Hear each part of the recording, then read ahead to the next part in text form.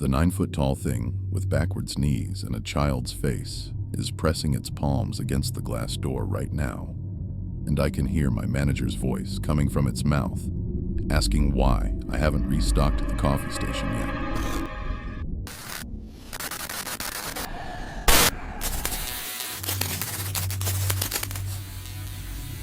I'm writing this from the walk-in cooler because it's the only place in the store where the fluorescent lights actually work properly. And that thing out there doesn't seem to like bright light. My name is Marcus, and I've been working the graveyard shift at the Wawa on Route 1 in Lawrence Township, New Jersey for 8 months. I thought the worst part of this job would be dealing with drunk college kids from Princeton at 3 a.m. I was wrong. 3 weeks ago, everything changed. I'd been having a normal Tuesday night, restocking the hoagie station, cleaning the coffee machines, dealing with the usual parade of night owls grabbing energy drinks and cigarettes. The store was dead between 2:30 and 4 a.m., which was perfect for getting caught up on inventory. I was in the back office updating the Red Bull count when I heard the door chime. No big deal, happens 50 times a night. But when I came out front, nobody was there. The automatic doors were closed. The parking lot was empty except for my beat-up Honda. I checked the security monitors. Nothing. Just the usual view of Route 1 with the occasional car passing under the streetlights. That's when I noticed the handprint on the glass door. Not unusual, except this one was huge. My whole hand could fit inside the palm print, and the fingers were too long, like someone had stretched them in Photoshop. I grabbed some Windex and cleaned it off, thinking maybe it was just a smear that looked weird in the fluorescent light. The next night, there were 3 handprints. Same size, same impossible finger length, all pressed against the glass from the outside, about 8 feet up from the ground. I started paying attention to the parking lot after that, really watching it, not just glancing at the monitors between customers. On Thursday, I saw movement by the dumpster, something pale and tall ducking behind it, when the headlights from a passing truck swept across the lot. I convinced myself it was just a trick of the light, but I started keeping the baseball bat from the office closer to the register. Friday night, I got my first real look at it. A regular customer, Mrs. Chen, came in around 1 a.m. for her usual pack of Marlboro Lights. Sweet lady, works nights at the hospital. She was chatting about her grandson when she suddenly stopped mid-sentence, staring past me toward the parking lot. "What is that?" she whispered. I turned around and felt my blood freeze. There, standing next to the gas pumps, was something that shouldn't exist. It looked like someone had taken a person and stretched them on a medieval rack.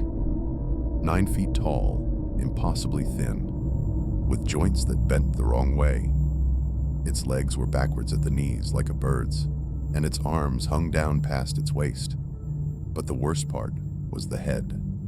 It had a child's face, maybe 8 years old, with big, innocent eyes and a small mouth. But that tiny face was sitting on top of this massive, emaciated frame, and it was smiling at us through the window. Mrs. Chen grabbed her cigarettes and left without another word. I didn't blame her.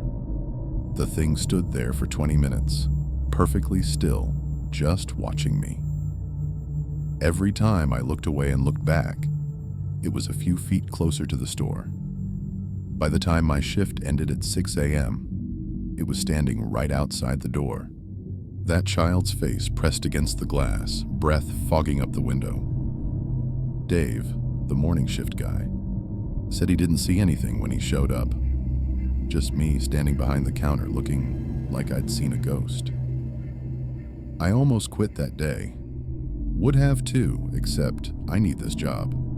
Student loans don't pay themselves, and Wawa's night differential is decent money for a psychology major.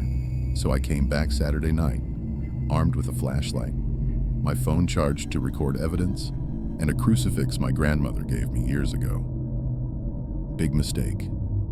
The thing was waiting for me in the parking lot when I arrived for my shift.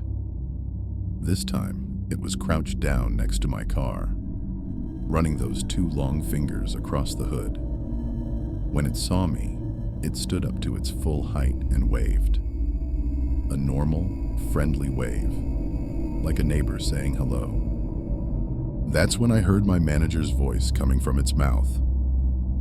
"Marcus, good to see you, buddy. Ready for another night?" Perfect mimicry. Same tone, same inflection Jim always used, but it was coming from that tiny child's mouth on top of that nightmare body. I ran into the store and locked the door behind me, hands shaking as I tried to get the keys to work. The thing followed me, walking with a strange, jerky gait because of those backwards knees. It stopped right outside the door and knocked. 3 polite little taps. "Marcus," it was using my coworker Sarah's voice now. "You okay in there? You look upset." I ignored it and started my opening routine, checking the coffee machines, restocking cups, anything to keep my hands busy and my mind occupied. But I could feel it watching me through the glass. Every time I glanced over, it was still there, perfectly motionless except for that child's head slowly turning to follow my movements. Around midnight, a customer finally showed up, Tommy, one of the Princeton kids who comes in for energy drinks during finals week. The thing vanished the moment Tommy's headlights hit the parking lot. Just gone, like it was never there. "Dude, you look terrible," Tommy said, grabbing 3 Red Bulls from the cooler. "You feeling okay?" I wanted to tell him everything. But how do you explain something like that without sounding completely insane? So I just rang him up and sent him on his way. The thing came back as soon as Tommy's taillights disappeared down Route 1. This pattern continued for the next week. During the day, I researched everything I could find about tall, gaunt entities, Slender Man variations, Native American Wendigos, European folklore about stretched-out forest spirits.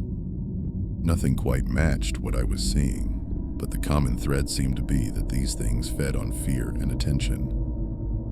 So I tried ignoring it. Complete radio silence, no eye contact, no acknowledgement whatsoever. I thought maybe if I pretended it wasn't there, it would eventually get bored and move on. Wrong again. Last Tuesday night, around 2 a.m., I heard tapping on the roof. Slow, rhythmic tapping, like someone was walking around up there. The tapping moved from the front of the store to the back, following the same path I take when I do my hourly security walks. When I looked at the security monitor for the back of the building, I could see the edge of something dangling down, past the camera's view. Something that looked like an arm. The tapping stopped directly above the coffee station. Then I heard my own voice, muffled but clear, coming from the ceiling. "Restock the coffee station, Marcus. Manager says it needs to be done before morning shift arrives." My own words, from earlier that evening when I was talking to myself while working.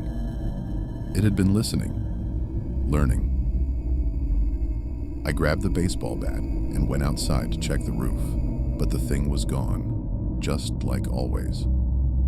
But when I came back inside, all the coffee filters were scattered across the floor, and there was a message written in coffee grounds on the counter. "Why won't you talk to me?" That's when I called in sick for the rest of the week. But bills don't stop coming just because you're being stalked by something from a nightmare. I came back last night, determined to face whatever this thing was and either find a way to deal with it or document enough evidence to prove I wasn't losing my mind. I set up my phone to live stream to my Instagram account, figuring that way at least there would be a record if something happened to me. The first few hours were quiet. Normal customers, normal routine, no sign of my tall friend. Then, around 3:30 a.m., I heard the door chime. I looked up from the register, and there it was, standing just inside the store. 9 feet of impossible anatomy. That child's face smiling down at me with genuine happiness. "Finally," it said, using the voice of my high school girlfriend.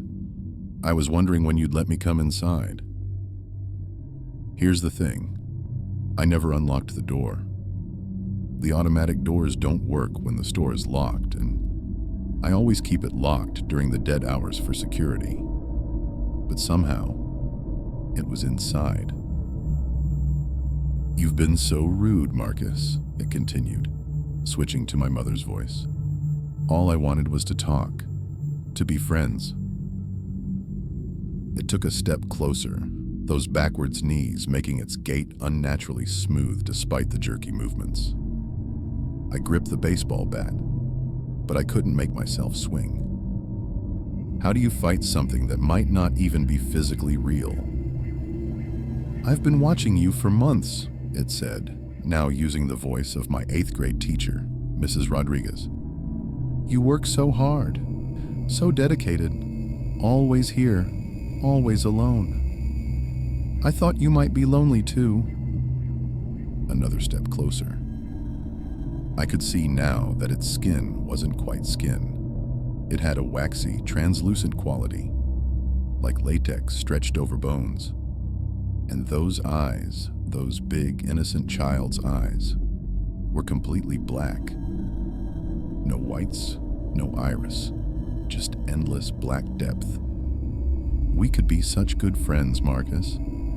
I know so much about you. Your student loans, your ex-girlfriend who cheated on you, your father who left when you were 12. I know everything." It was right in front of the counter now, leaning down so the child's face was level with mine. The smell that came off it was indescribable, like spoiled milk mixed with wet leaves and something sweetly rotting. "All I want," it whispered in my own voice, "is for you to acknowledge me, to see me, to know that I'm real." That's when I realized the horrible truth. It wasn't trying to hurt me. It was trying to connect with me. This impossible thing, this violation of reality, was lonely. And somehow, that was worse than any monster that wanted to kill me. "What are you?" I managed to croak out. The child's face lit up with genuine delight. "Oh, he speaks. Finally, finally, finally." It clapped its hands together, the sound echoing strangely in the empty store. "I'm whatever you need me to be, Marcus. A friend, a confidant, a companion for these long, lonely nights." "That's not an answer, isn't it?" The thing tilted its head, and I heard the vertebrae in its neck pop like knuckles cracking. "You humans are so obsessed with categories, with definitions. What box do I fit in? What label can you slap on me to make me make sense?" It straightened up to its full height, that tiny head, nearly touching the ceiling tiles. "I'm what happens when someone spends too much time alone, when someone works the same routine, day after day, night after night, until reality gets thin around the edges. I'm the thing that notices when someone needs noticing. I don't need... Don't you?" It crouched down again, bringing that child's face close to the plexiglass barrier between us. "When's the last time someone really saw you, Marcus? Really paid attention? Your coworkers barely acknowledge you exist. Your family calls maybe once a month. Your friends from college have all moved on." Each word hit like a physical blow because they were all true. "But I see you," it whispered, pressing its palm against the plexiglass. "I watch you every night. I know how you organize the cigarettes by brand preference. I know you eat the same turkey hoagie at 4 a.m. every shift. I know you talk to yourself when you think no one's listening. Tears were running down my face, and I didn't know when I'd started crying. I know you're lonely, Marcus, just like I am. What do you want from me? Friendship? Acknowledgement? Maybe just... Don't pretend I'm not here anymore. I promise I won't hurt you. I couldn't hurt you even if I wanted to. I'm not that kind of thing. I stared into those black eyes, searching for deception, for malice, for anything that would make this easier. But all I saw was something vast and alien and fundamentally alone. If I acknowledge you, will you leave the other customers alone? No more scaring people? The thing considered this seriously. I can try. Sometimes I get excited when new people come around. It's been so long since I had anyone to talk to. And you won't hurt anyone. I couldn't if I tried. I'm not physical in the way you understand it. I'm more like a persistent thought, a splinter in the corner of reality's eye. Against every instinct screaming in my head, I reached out and touched the plexiglass where its palm was pressed. The glass was ice cold, so cold it burned my fingers. Okay, I whispered, I see you. The child's face broke into the biggest, most genuine smile I'd ever seen. Thank you, Marcus. You have no idea how long I've been waiting for someone to say that. It stepped back from the counter, giving me space to breathe. I should probably go now. Dawn's coming, and I'm not very good with sunlight. But I'll see you tomorrow night? I nodded, not trusting my voice. Wonderful. Oh, this is going to be so much better than being alone. It walked toward the door with that strange, smooth gait, then paused and looked back. Sweet dreams, Marcus. Try not to worry about the other ones. Other ones? But it was already gone, fading away like smoke in the morning light filtering through the windows. I finished my shift in a daze. When Dave showed up for the morning shift, I handed over the keys and walked to my car on autopilot. It wasn't until I was halfway home that the thing's last words really sank in. Try not to worry about the other ones. Other ones, plural. I called in sick today. Spent the whole day researching, making phone calls to other Wawa locations, trying to find out if anyone else has experienced anything similar. Most people hung up on me, but I did find one guy, works nights at the Wawa in Trenton.